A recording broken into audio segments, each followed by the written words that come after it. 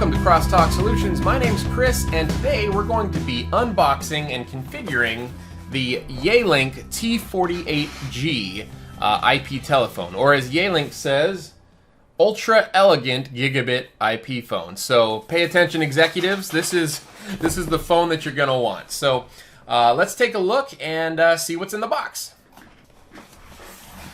Okay, so as I said, this phone is mostly for, it's a higher end phone. It's mostly for sort of executives or people that want to spend over $200 on their phone. The best price that I could find online for this phone was about $210 US. It is a pretty nice phone though. It's certainly a nice looking phone. So quick reference guide manual comes with it.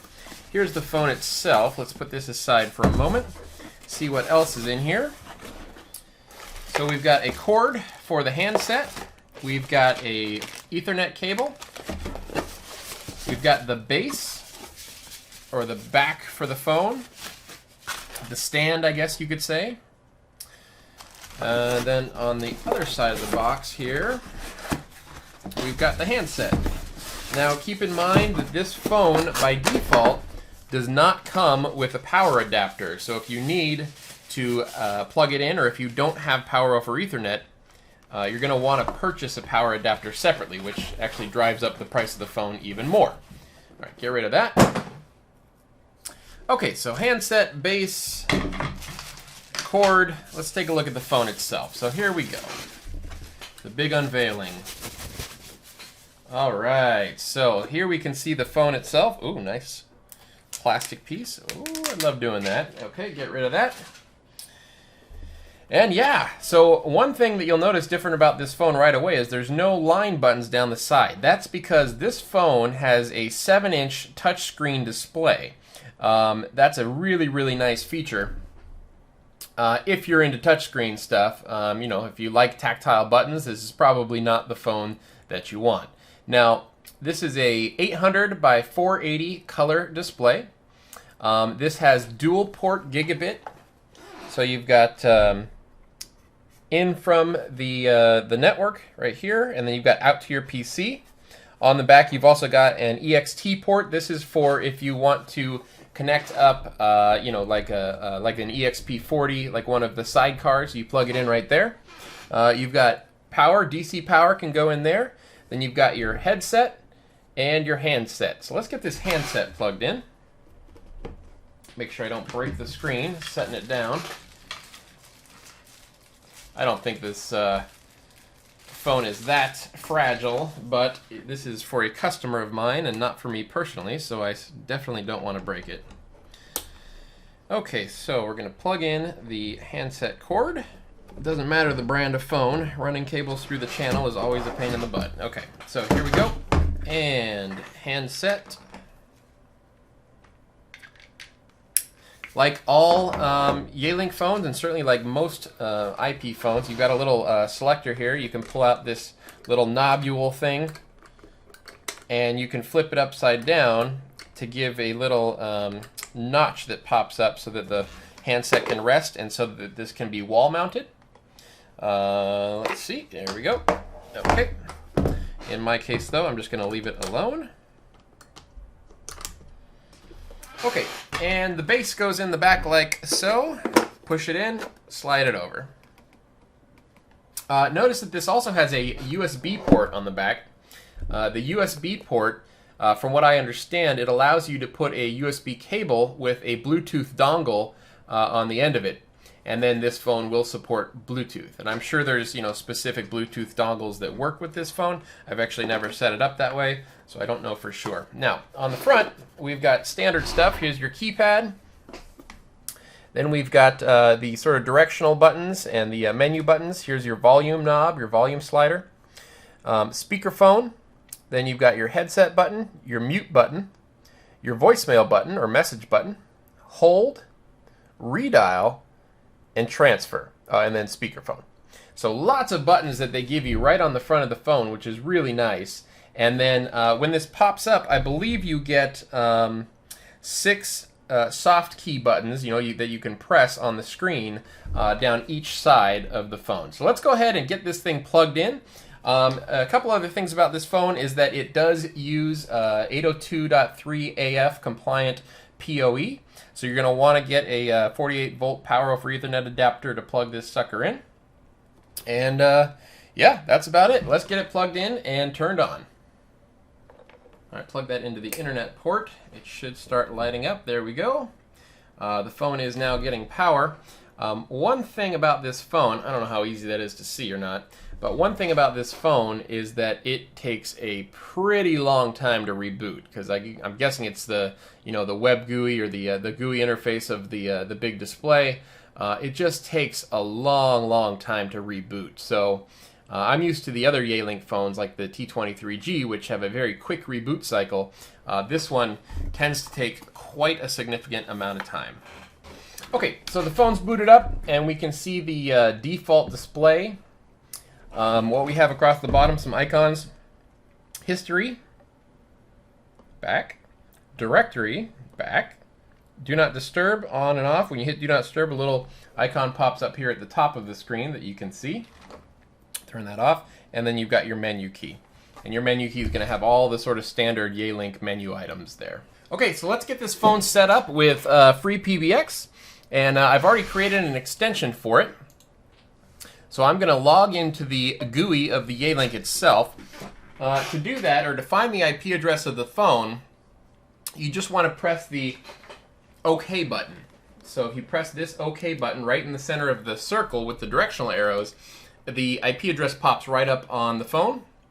And in this case, it says 192.168.200.199. So I'm going to come to my browser, and I'm going to put 192.168.200.199 in the browser. And here is the GUI interface of the phone.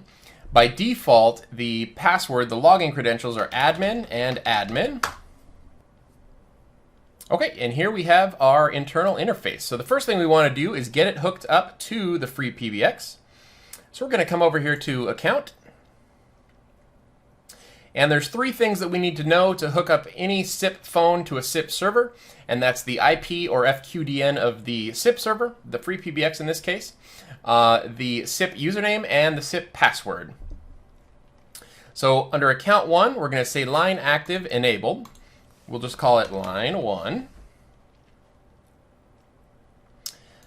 Display name can be whatever we want. I'm going to say 201 because that's the extension number.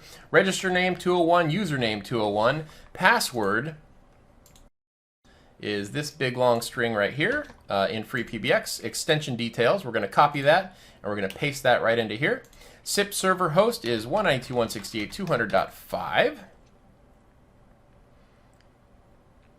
And confirm. So that's all there is to it. I hit confirm, and it didn't even have to reboot the phone. We can now see that I have line 1 right about here. And if I press line 1, I get a dial tone. I can turn up the volume. Nice green LED behind the speakerphone button. Turn it off, turn it on. And you can dial right here, 200. And that dials the phone that's on my desk here. So I'm going to go ahead and hang that up. You can dial with the tactile keypad right here. You can also dial using the touch screen. Now, if you want to make your life a heck of a lot easier, I certainly would recommend configuring this phone for FreePBX utilizing the Endpoint Manager. The Endpoint Manager, especially if you're doing a large number of phones, makes it much easier to deploy these systems. You simply just put in the MAC address, you create a template for the T48G, and then you're good to go. You reboot the phone and it comes right up onto FreePBX. If you're not familiar with the Endpoint Manager, take a look at my Endpoint Manager video. I will put a link up here in the corner so that you can check that out. Okay, so now we have a bunch of space down the side. Notice that right now I just have the line 1 sitting here on the side. If I wanted to add additional lines, you come over here to the DSS key tab, and I can actually select additional lines. So line 1, we're going to say line, label is line 1, and line is line 1. Line 2, we're going to say the same thing, line 1, and we're going to select line 1. And then let's say line 1, and we're going to select line 1, and let's do a fourth one, line 1, and select line 1. You also have all of these other options, so you can do a speed dial, you can do a BLF of someone else. Let's do a BLF of my 200 extension. So we're going to say value 200, the label is going to be 200, and extension 200, we'll just say that. Let's see what else we have here. So speed dials, voicemail, if you want to create a voicemail key, you simply do like this, star 97, and that'll get you into your voicemail. And I could say VM like that. You also have, of course, a message button right here on the bottom. Oh, wait, no, message button is right here on the phone itself, but this will work as well. And what do we have? Direct pickup, group pickup, intercom. So all of these various options that you have for these keys that are down the side of the phone. So let's go ahead and save that. Okay, and immediately we can see that a bunch of different buttons popped up. Whoop, right there you can see. Down the side, whoop, down the side right here.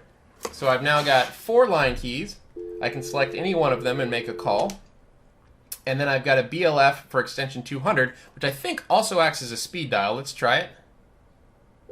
Yeah, so you hit 200, it also acts as a speed dial. But if I'm on extension 200, and let's say I'm checking my voicemail or something, like messages.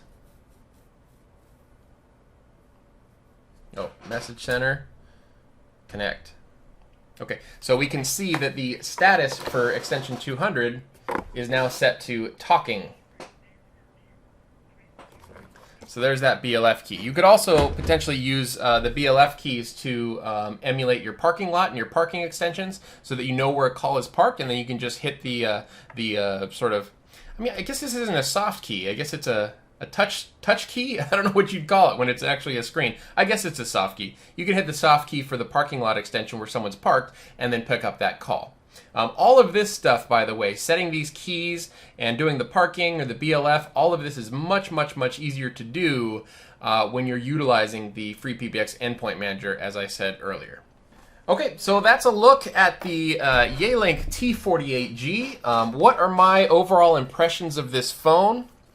I actually really like this phone. It's probably not something that I would have personally. It's a little fancy for me, but certainly for folks that want a really nice phone, or if you have executives that want a really nice phone, this is a really, really great option.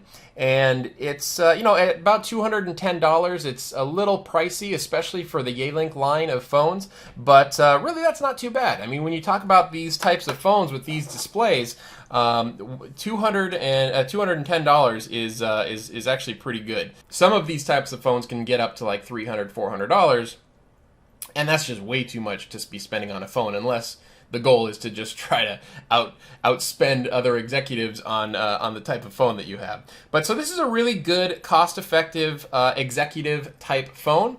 I certainly prefer it over something like the Ubiquiti UVP, which has a nice display screen, but it doesn't have any tactile buttons whatsoever. So I like having the option to do the tactile buttons and having the nice display screen.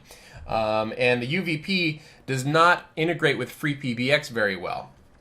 So this phone's certainly going to do a lot better in terms of FreePBX integration. It's got a decent price point, and it's a really solid, well-built phone. So yeah, I'm a fan of the T48G. It's certainly a good option. Well, my name's Chris with Crosstalk Solutions. If you like this video, please give me a thumbs up. And if you'd like to see more videos like this, please click subscribe. Thank you so much for watching.